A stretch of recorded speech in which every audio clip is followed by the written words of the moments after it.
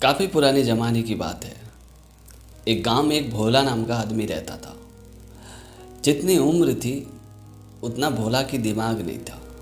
वो मंद बुद्धि का था और इसी वजह से गांव के लोग भोला का बहुत ही मजाक उड़ाते थे, उसे भला बुरा कहते थे, उसे चिढ़ाते थे। पर भोला को किसी की बातों से फर्क नहीं पड़ता था। और यही भोलेपन की वजह से, यही मंद बुद्धि की वजह से भोला कहीं भी काम करने जाता था तो उसे काम नहीं मिलता था। अगर उसे काम मिल भी जाती थी तो वहाँ के मालिक उसे 1-2 दिन में निकाल देता था। और क्या था, इसी वजह से भोला धीरे धीरे गरीब होने लगा। उसे खाने के लिए फाफा पड़ने लगा। अब भोला पूरी तरह से परेशान था। वो सोच रहा था कि अब करे तो करे क्या। फिर भोला एक मंदिर में गया और भगवान के सामने हाथ जोड़ के जोर जोर से रोने लगा और कहने लगा कि भगवान, आपने मुझे मंद बुद्धि का क्यों बनाया। मंद बुद्धि की वजह से मुझे कहीं काम नहीं मिल रहा है, और अगर कहीं काम मिल भी जाती है तो वहाँ के मालिक मुझे 1-2 दिन में निकाल देता है। घर में खाने को लाले पड़े हैं, गरीबी सर पे चढ़ के मंडरा रही है। अब आप ही बताइए, अब मैं करूँ तो करूँ क्या। गांव के लोग मजाक उड़ाते हैं, जीना हराम कर दिया है। अगर ऐसा ही चलता रहा तो मैं क्या करूँ। अगर यही दुर्दशा आपको दिखानी ही थी तो आपने मुझे पैदा क्यों किया, इस धरती पे क्यों लाया। इससे अच्छा आप मुझे धरती पे ही नहीं लाते। और ये बोल के भोला जोर जोर से भगवान के सामने माथा टेक के रोने लगा। उस मंदिर के पीछे एक चोर बैठा हुआ था। वो भोला की बातों को बड़े गौर से सुन रहा था।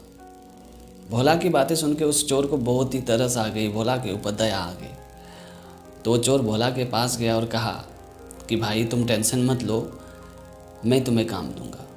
एक काम करो, तुम मेरे साथ चलो। तो भोला ने बड़ी मासूमियत से उस चोर से पूछा कि तुम क्या काम करते हो। तो उस चोर ने भोला से कहा कि मैं चोरी करता हूँ, चोरियाँ करना मेरा काम है। फिर क्या था, भोला ने बड़ी मासूमियत से उस चोर से कहा, पर मुझे तो चोरी करना आता ही नहीं है, मैंने कभी चोरी का काम किया ही नहीं है, तो भला मैं चोरी कैसे करूँगा। तो चोर ने भोला से कहा कि तुम टेंशन मत लो, मैं तुम्हें सब कुछ सिखा दूँगा। चोरी कैसे करते हैं, कैसे करना चाहिए, क्या होता है क्या नहीं, मैं तुम्हें सब कुछ सिखा दूँगा, बस तुम मेरे साथ चलो। तो भोला मान गया। फिर भोला उस चोर के साथ चला गया। फिर उस चोर ने भोला को एक खलियान में लेके गया। उस खलियान में बहुत सारे अनाज रखे हुए थे। तो उस चोर ने भोला को समझाया कि मैं इस खलियान के ऊपर अनाज चोरी करने के लिए जाऊंगा। तुम ध्यान रखना, जब इस खलियान का मालिक इधर आने लगे तो तुम मुझे जोर जोर से चिल्ला के आवाज़ दे देना, तो मैं वहाँ से भाग जाऊंगा। भोला ने कहा कि ठीक है। उसके बाद भोला एक पेड़ में चढ़ के बैठ गया। जब वो चोर दीवार लांद के उस खलियान के अंदर गया और जैसे उसने अनाज चोरी करना शुरू किया, इतने में भोला जोर जोर से चिल्लाने लगा कि भागो भागो, मालिक देख रहा है। भोला की बात सुन के वो चोर दीवार लांद के तुरंत खलियान से बाहर आ गया। फिर उसने इधर उधर चारों ओर नज़र दौड़ाई, पर उसे कहीं कुछ दिखाई नहीं दिया। तो उस चोर ने आश्चर्य होकर भोला से कहा कि तुमने कहा मालिक को देखा, यहाँ तो कोई नहीं दिखाई दे रहा है, फिर तुमने मुझे आवाज़ क्यों दिया। और वैसे भी मैंने इधर उधर देख के गया था, इतने जल्दी इस खलियान का मालिक भला कैसे आ सकता है, तुमने उसे कहाँ देखा है। तभी भोला ने बड़ी मासूमियत से जवाब दिया कि मैंने खेत के मालिक को नहीं देखा है, मैंने दुनिया के मालिक को देखा है।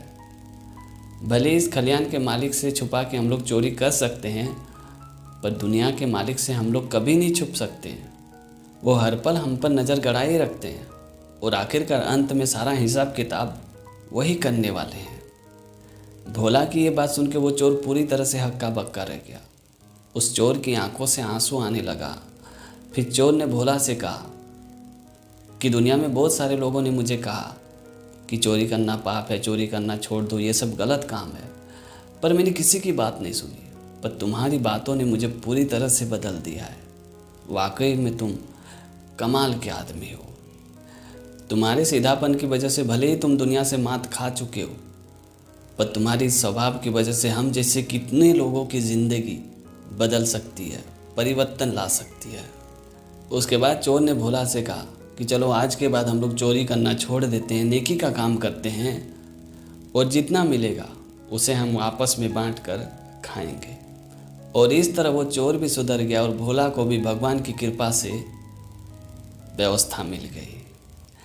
तो दोस्तों, आज की कहानी आपको कैसी लगी कमेंट करके ज़रूर बताना। और अगर आपने हमारे चैनल को अभी तक सब्सक्राइब नहीं किया तो प्लीज़ यार चैनल को सब्सक्राइब कर देना, क्योंकि इस तरह का कंटेंट मैं हमेशा अपने चैनल पे लाते रहता हूँ। तो आज के लिए इतना ही, मिलते अगली वीडियो में एक नई टॉपिक के साथ, एक नई कहानी के साथ। तब तक के लिए जय हिंद, वंदे मातरम।